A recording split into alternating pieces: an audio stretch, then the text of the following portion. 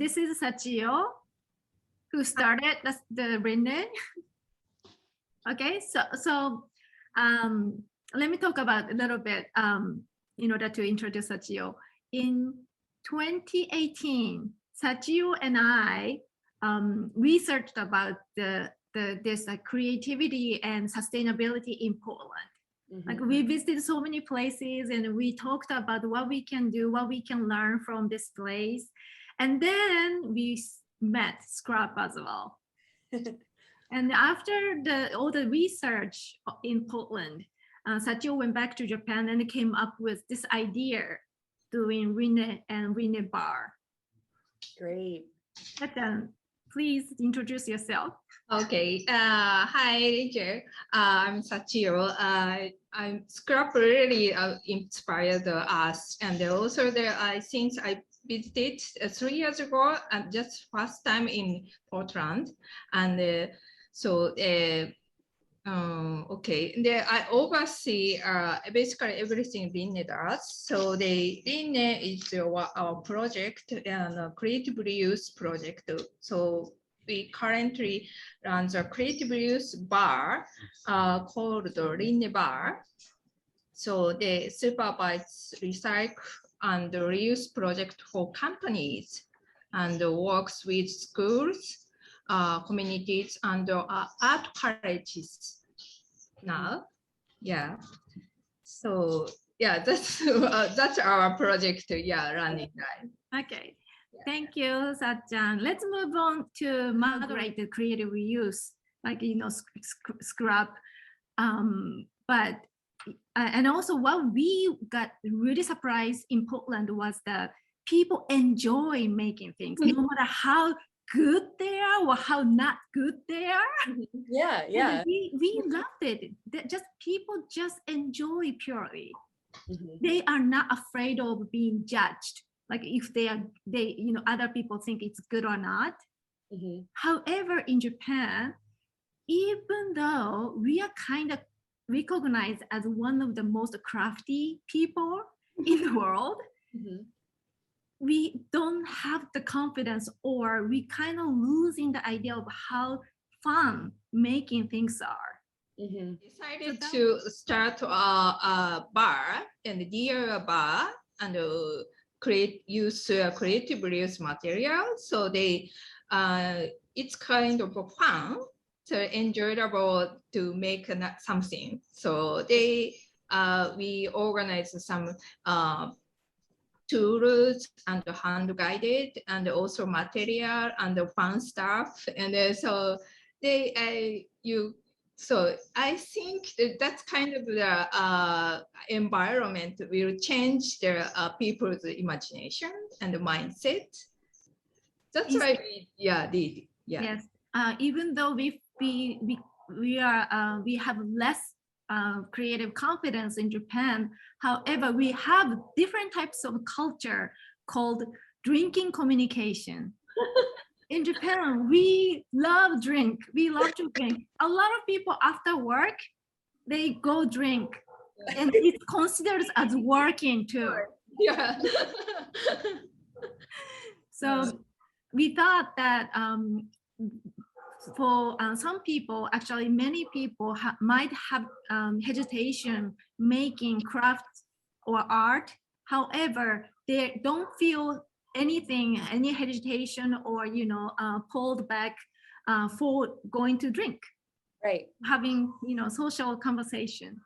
So we put the social conversation and the kind of like excuse for drinking in order to experience something to make. Right. It's people coming and enjoy some crafts, and we have some tools. And great. also the manuals. It's hand guided, and also creative reuse materials. Enjoy those are some workshops. We call it project. So also that people come here and choose them. It's like a menu, I guess, project menu. Yeah, no, I love that. That's great. They can sort of pick from the menu of projects. Yeah. Yeah. Yeah. The people do not have much confidence to create something, so it would be better for people to see examples and how they could make. Right. We created a kit. But That's of great. course, there is always the some part that they can freely choose or be creative. That's what we are trying to do when we develop the each menu, each project. Like they can choose the material or colors or how they put them together. There is always, free space. They can put their own creativity into the same project. Absolutely. Footage. Here, I tried to spotlight it so that the two. Oh yeah. Please it's do a that. bigger video. Yeah. That's great. マダル君、ファサードを映してください。もうちょっと遠くから行けますか？ I'd like you to see this facade. Yeah, it's beautiful. We carried those facade from one of our members' grandfather's house. Wow. And we built it here, Wow. like a puzzle. Yeah. Collage. That's all reuse too. Yeah. So this table we made from the older. It's all old used wooden pieces. Wow. Yeah. They Yeah, tools. All the tools are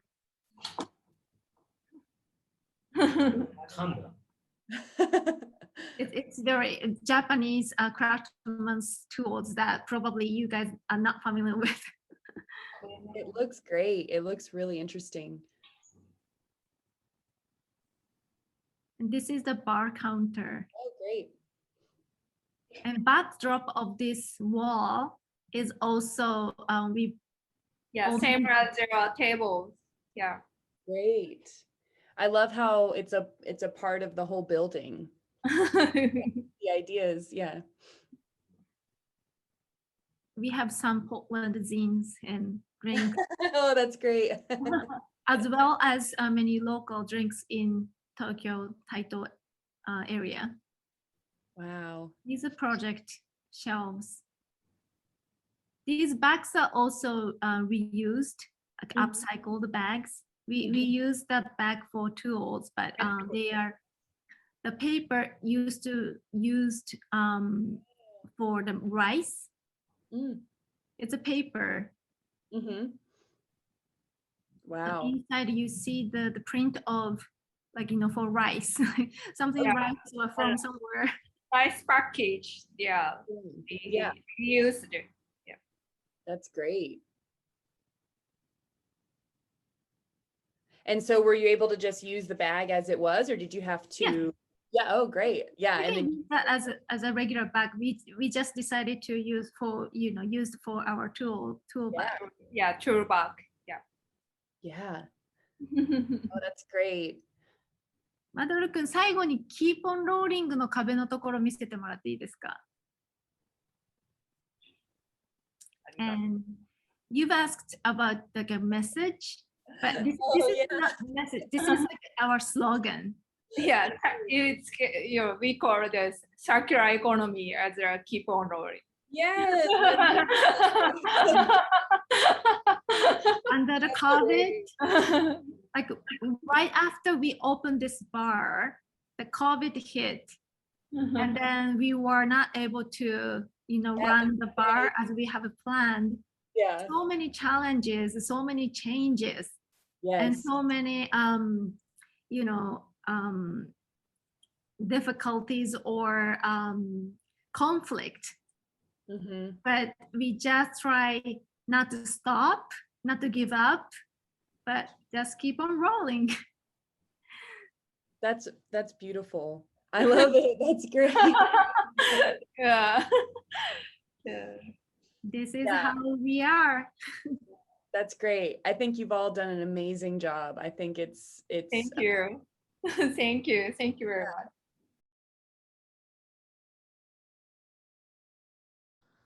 Hi.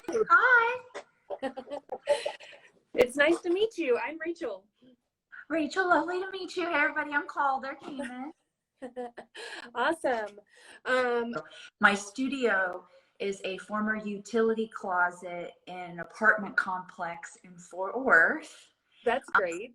I joined in April. So in exchange for my apartment and studio, I give workshops for the residents at the apartment complex and try to insert a lot of creative reuse. That's awesome. Yeah. Yeah, I would love to hear more about that too as we go. Well, yes, Calder, thank you for joining us. Scrap is just wanting to help showcase some of the artists that are doing really interesting, really cool, really beautiful reuse work.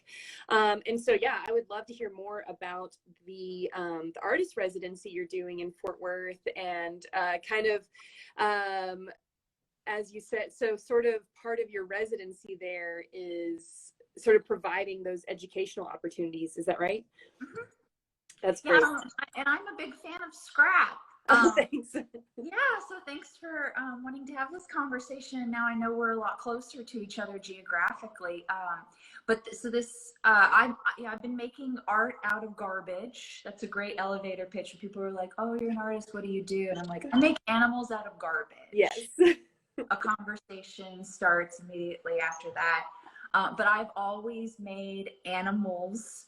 Mostly in clay. Sculpey was my jam way back in the day. I have a degree in ceramics from the Kansas City Art Institute. Okay. And about a couple years after undergrad, I took up birding. Okay. And just got familiar. Somebody made me some reuse birds' nests. They reuse materials. These are two bird feeders for my birthday. And I started observing the birds in my yard and got more familiar with their behavior, their calls, and what they look like. Yeah. But interesting behavior to me was how the female birds would use garbage to build their nests. Wow. And yeah. then I had an aha moment of, oh, trash is a human cultural problem. Waste does not exist in nature. Everything is reused either to create energy or new life. And I thought I need to be more like a bird. So I started making my animals out of garbage. And I moved home to Austin, where we have Austin Creative Reuse. Yes. They've been essential to like awesome. The good trash. Yeah. So anybody that's out there, most of the creative reuse centers, I think, across the entire globe are on Instagram. And Instagram's been such a great connecting platform. I made a point this last year. I'm going to get to know every creative reuse center, and they're going to know me. That's what we're trying to do too. Yeah. Yeah. Well, it's important because I'm able to show what you can do with the trash. Exactly. And you can transform it into something beautiful. And I think that's a struggle for some centers to grow their audience and see how abundant these resources are. Not only are they wonderful to reuse, but they're so abundant. And that can be a big problem solver for a lot of materials that you need to create your art. Absolutely.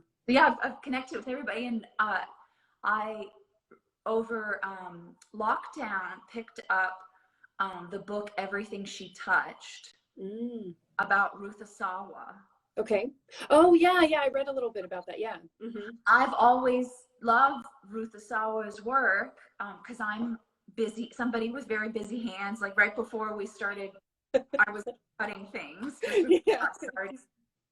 But then I found out that she's the mother of creative reuse. Wow. Yeah. That started in the Bay Area, and that just made me more excited about my advocacy for creative reuse centers, is because artists started it, and I've joined the board of Austin Creative Reuse in the last year, and been helping them advocate and raise money. And not only are they doing good things for the planet, but they're a good organization too. Absolutely. Yes. I love following along Austin Creative Reuse. I I'm a big fan of theirs, kind of a quiet fan person in the back, kind of just liking all the posts. And I think it's great what they do. I'm happy to hear that you're on the board and doing things with them there. I really enjoyed, reading about Ruth Asawa's sort of starting it, and right, that sort of history of reuse, that it's typically like artists or educators or that combination of those community members that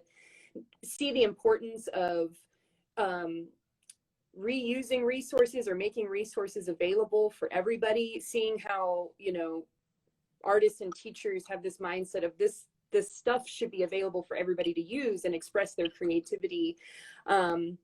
And I'd love to talk more about, and especially like how, what you've said you help with, Austin Creative Reuse, and kind of looking at those plastics and those items that are sometimes harder for people to see the reuse of it. Like we can go to a creative reuse center and we can get the googly eyes and the pipe cleaners and like the other kind of crafting essentials. But yeah, there's a whole section in reuse centers with metals and plastics and wood pieces. And so, yeah, getting people motivated and utilizing those is really important as well. Well, yeah, there's a huge history of artists. Ruth Asawa, Louise Nevelson, even I'm named after Alexander Calder. Oh, wow. And he too would just pick up old wire. I mean, like he started making toys as a child. Yeah. His father was an artist, his mother was an artist, and he'd take the scraps from their studio and make toys for him and his sister. Mm-hmm. So I think I feel very fortunate to live this life as an artist and see potential in things. Yeah. Not only do I advocate for saying I see potential in these materials, but I see potential in you to be creative about this massive problem that we're leaving for the next generation. So it's potential and potential in kids to be part of the conversation too. Yeah, like, you know, the cute, like that is so intentional because we're bombarded with messages about this horrible thing we've done. Yeah. And at the end of the day, we're nature. All of this stuff is still nature, even though it doesn't biodegrade. It was once plant life in a shallow ocean when the planet was different. So we're still all made out of the same stuff. But yes, it's polluting, it's doing bad things. We have fallen astray. Like plastic was so important.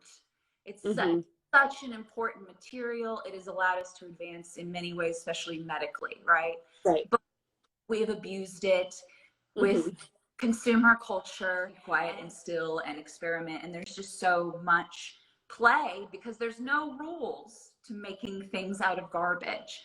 Right. So constantly discovering, playing, asking around who's got the good trash. And that's been a remarkable thing about becoming a garbage man artist. Like, that was such a remarkable thing. I did not know what happened is when I moved back home to Austin, I was making my critters exclusively out of plastic bags.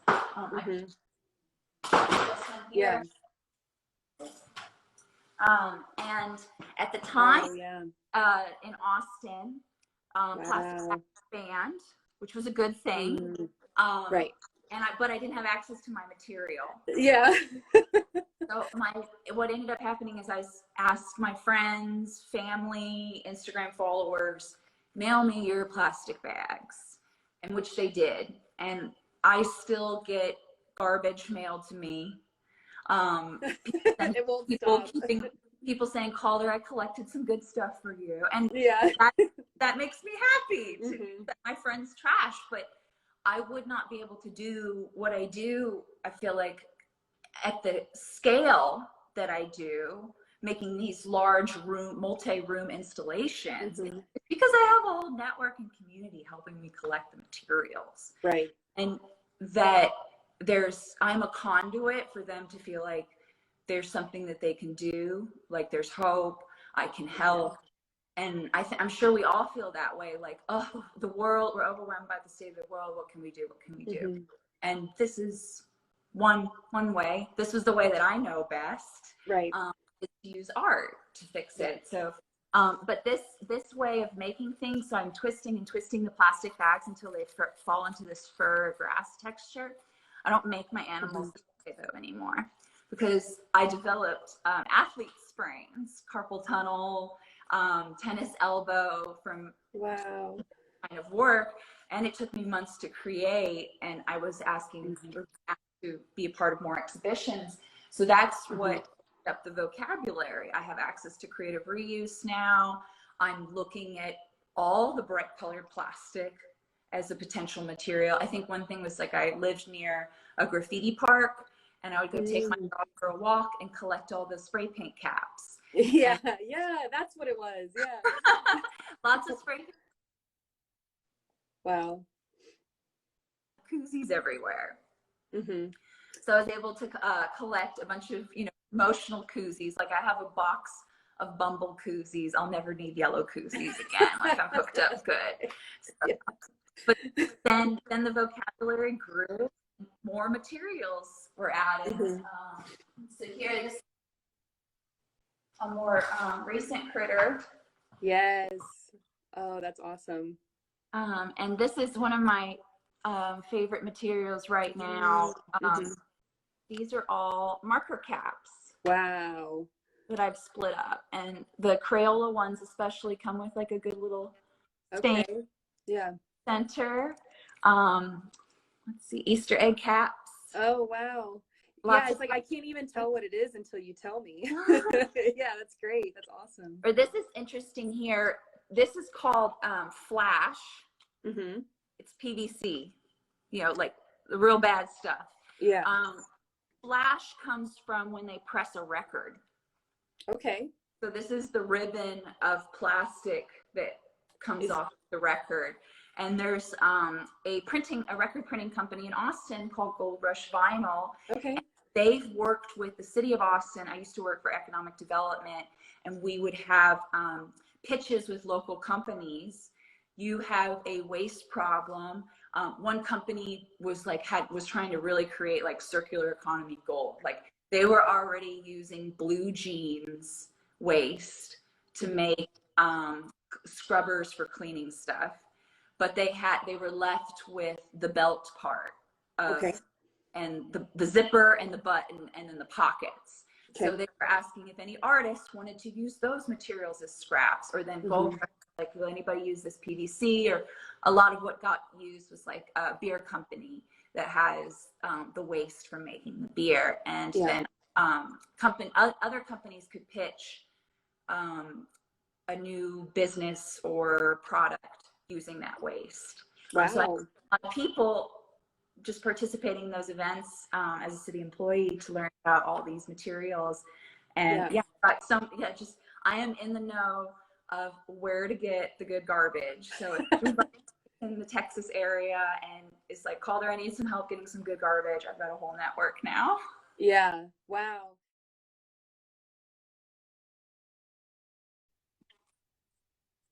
Yes, my name is Nicole Holcreck. I am an interdisciplinary artist, and I'm based out of Buffalo, New York right now, but I'm happy to say I'm from the Denton area. And yeah, I mean, I think one of the exciting points about being an artist and using art as a tool is that there is this kind of idea of framing, like how we frame work, how we're interacting with it, whether or not like that elevates something. And I think that's what I was experimenting with.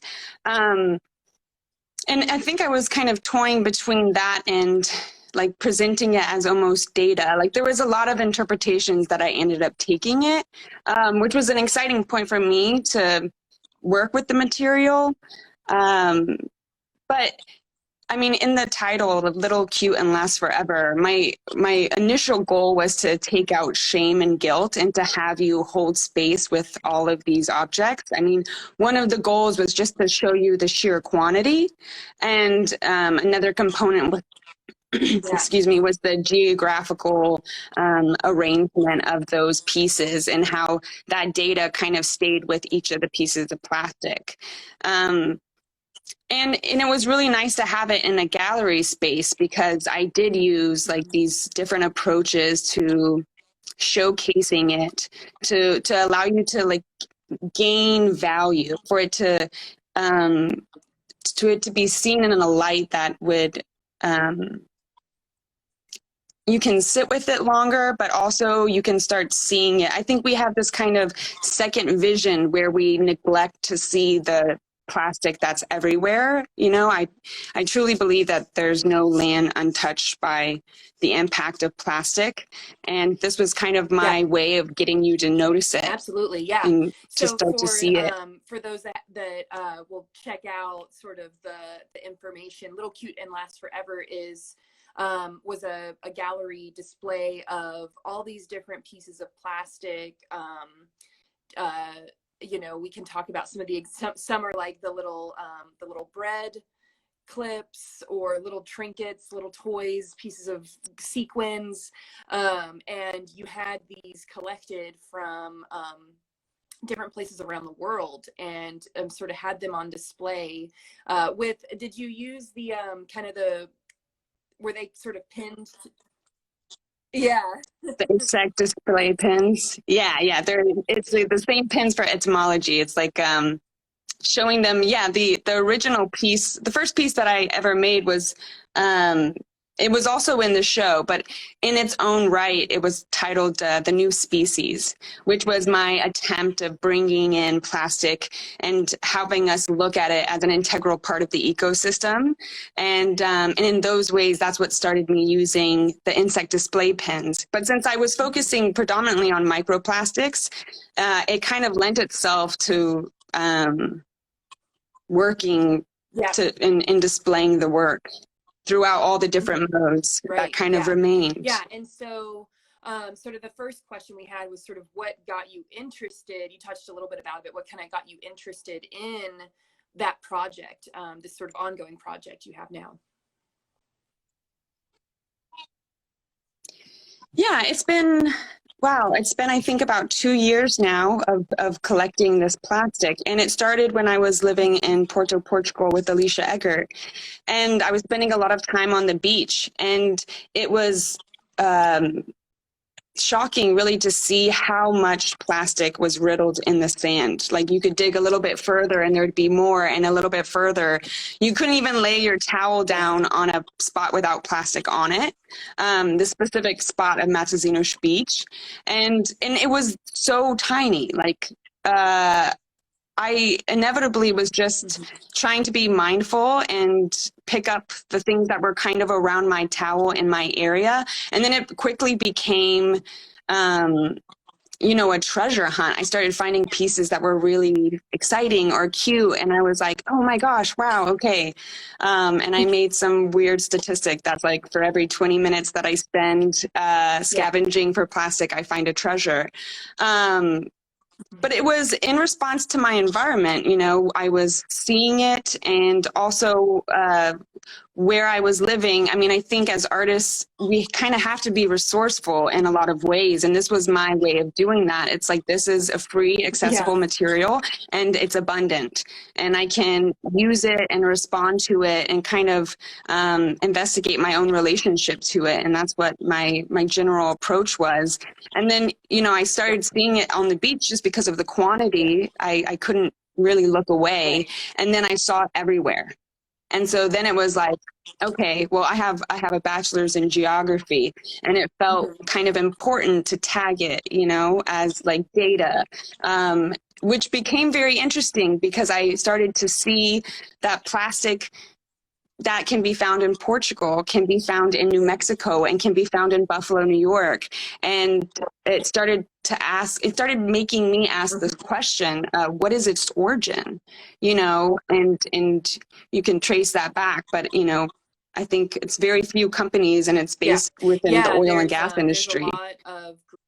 Yeah, and I mean, I think at this point, there's real initiatives afoot to make sure that we become dependent, even more than we already are, on plastic. You know, I remember a time where we went to the grocery store and things weren't pre-packaged in plastic. So it's almost impossible to get around it at this point. And yeah, I'm always trying to be mindful of that voice of the conscious consumer, because I think within our own means, there is change that we can ensue, but there's greater systems at play here that we're not currently able to hold accountable, or that we're not holding accountable. And I think that needs, you know, in ways, it definitely needs to be talked about more. And that was something that I really considered when I started collecting it. Like, don't get me wrong, if I find something that's bigger than a microplastic, you know, my focus really is microplastic. But if I find something like meso or bigger, I of course collect it. But yeah, I mean, it was in my realization that we often think the bigger something is, the bigger the problem. But in this case, the smaller something can be very problematic, because plastic fractures and it continues to get smaller and smaller and break into hundreds of thousands of pieces, depending on its original size. And that's why I'm like constantly trying to pick out these smaller ones, because they're on the verge of microscopic, you know, where we can no longer manage it. And in those ways, like, that tends to be kind of where I focus. It does mean I'm like collecting for quite long periods of time, because they're, you know, very small, even for me to pick up, honestly. You know, I was considering it an insect, so that's why they're all circular and they're all about the same size. I know I'm getting reflection from the window, but so, I mean, there's something about the size of it that was really important to me. I mean, it was in the fracturing and how that becomes a really big problem. But then there's also a whole nother direction where I'm interested in things because of their general use or quality beforehand. Like, you would be amazed, there's a lot of kids' toys that are just made in plastic, and that's what I'm finding. So I'm finding a little toy gun, right? This was found in College Park, Maryland. Like, you know, things that I'm not necessarily sure what they are, but it's like it looks like a flower. You know, into bigger sizes, there's a boot. You know, there's like so many things that are made with plastic at this point, that it was kind of in my own understanding of like, how much has it infiltrated all the items we use. I mean, even our clothes at this point are made with plastic. You can check out more of my work at NicoleHolcreck.com, NicoleChochrek.com, and follow me on Instagram to stay tuned. And also find your local scrap stores. Go out and collect some plastic, find some treasure. And thank you so much for having me. I appreciate all the work that you do, and the platforms that you've created for artists and this topic, and getting people engaged really with great it. To see you. And it's also wonderful to see you.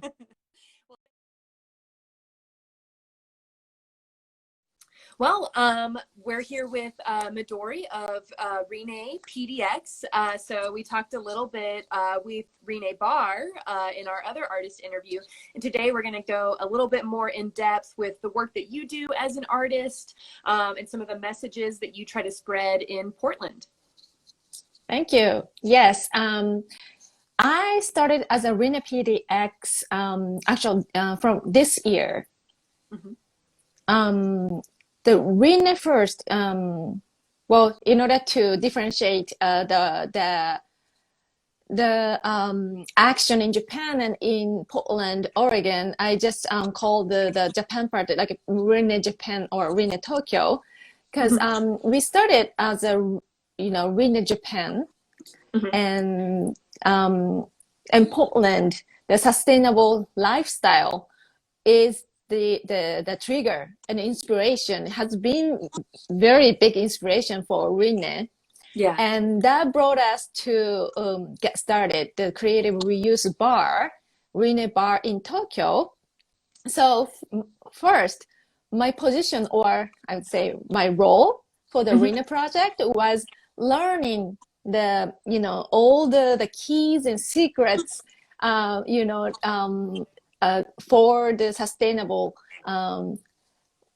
sustainable style, or creative reuse culture in Portland, and then share that all the information and experience with my team and the supporters in Japan. Yeah. That was my role at the beginning. Okay. Then, and the more we learn, the more we excited excited for the fact that there's so much we can learn, and that the attitude, this is something that I can't forget, and is that I went to one of the kind of like a workshop for like a sharing creative reuse project in Portland. I introduced myself that I'm here to learn, the sustainable creative reuse ideas in Poland, so that we can learn a lot, and then we can kind of catch up a little bit, because we are so behind in Japan. We feel that we are so behind for the idea of the sustainable lifestyle. And then the people there, Portlander, they some of the participants said, we are all behind, not only you, we are all behind. Like that was like, it was shocking, because like Portland is known for sustainable town, sustainable city, and we had so much respect. But that attitude, they still think, even though being so sustainable, and then still think that they're we are behind. That mentality is something we just like respect, like we respect so much, and that's the core that we have to learn. So the creative reuse is kind of like a hub, the idea of the hub that we learn the mentality or the attitude. We really need to get into. That's what I have been feeling. And I'm sorry. However, the more we gathering all the donations items in Japan, we also find that we do have very beautiful culture in Japan. Yeah. We used to be very sustainable, as Haruko mentioned at the previous interview with Rinne. Right. We used to have a really nice sustainable life, but we kind of abandoned. But not only the way of living, but also many cultural aspects, like but also culture. That's something we wanna save. Yeah, I think that is so beautiful, and that's sort of getting really, I think, at some of the heart and like the emotion of reuse. Of course, like we want to reduce waste. We want to be more sustainable. We don't want to put things that are usable into the waste stream, but so much of it is also just the so many things that can come through can have meaning to them. There's in the creative reuse centers, there's always like a section of photographs, and people are always like, people just give this away, and a lot of times it's because a family has like digitized all of their family photos, and they're consolidating space, and so they donate them in a way willingly that be used in some kind of art project, or that part of that is so many times people are donating something and they're like, they've got a reason, but there's like this memory attached to it, right? And we, a lot of people in some way, at some point, we all need to scale down, or like we need to face all the belonging, and we don't want to throw it away. Right. And it's very difficult, and it also costs. It costs to throw things away in Japan, especially. Yeah. Because we have very limited land. Yeah. So when we started receiving all the donations, they sent boxes with letters, and all those letters has the memories with the material that they're sending and sharing with us. Yeah. And that was also really nice. Like, you know, it's invisible. Yeah. And it's not like something, you know, you can see, but we could feel from the letters, and that create the extra value, like, you know, for our creative reuse project. So this brooch, Okay. Yeah. these are also collaboration. Wow. Cool. No, so this part is sashiko, kimono, old fabric. Oh, No, sashiko, sorry. This is shibori. Shibori is okay. Yeah. old technique of kimono, and this part is sashiko. Can you see all the, Okay. I see the little, the stitching. Yeah. yes, it looks like, it almost looks like, you know, the fabric, like this patterns of the fabric, but it's not, it's all stitches. Wow. Wow. The Very, details, very yeah. small. Yeah. Yes. And this is another old kimono fabric. So it's a patchwork Yeah. piles of many different Japanese culture putting together. Yeah. But that sort of symbolizes a lot. some connection. Yeah, so I wear it almost all the time. Oh, that's great. Wow, I really love how, you know, so much of the project is about sort of bridging communities, and that's so important because a lot of what we're trying to do is, it's global, it's worldwide, it's, you know, there's so much stuff out there, there's so much sort of cultural heritage connected to things that we want to try to both preserve and make sure it doesn't just sort of go to waste. And so it's inspiring to me that, you know, a lot of your message is to inspire others, and to kind of see if you can inspire people somewhere else, and that kind of has an impact in other places too. And I think that sort of cultural exchange and sort of just sort of that openness is really important. Yes, definitely. Because we are different, and the differences makes us realize that what potential or what value we do have. Yes. And without others, you know, without other perspective, probably we won't be able to even realize that. Right. So in order to you know, share the possibilities, I'll be very happy if I can help to be a hub for those, you know, cultural exchanges or, you know, inspiration. Yes. Yeah, you said hub, and I've used that word to describe scrap or creative reuse centers, or just these places that kind of bring all of that in together, and kind of and is a space, a hub where you can be yourself and you can express those things about your individuality, but with this sort of open community. And I think that that's so much of creative reuse centers and creative reuse projects, I think, is why we all are trying to build connections even within our own networks, and to just keep that sort of, because there's stuff everywhere. There are, you know, there is fabrics left over and kids' toys and all sorts of stuff everywhere. So there's no reason for any one place to try to take all of it. So it's so great. True. It's great that we're all just about like, no, we just want what our shared goals are to be accomplished, and however we can all help achieve that. Yeah. I love Scrap always saying, you know, your trash is someone's treasure. Yes. Yeah. You know, that's really the point of, you know, like a sustainable platform or hub you have mentioned. Yeah.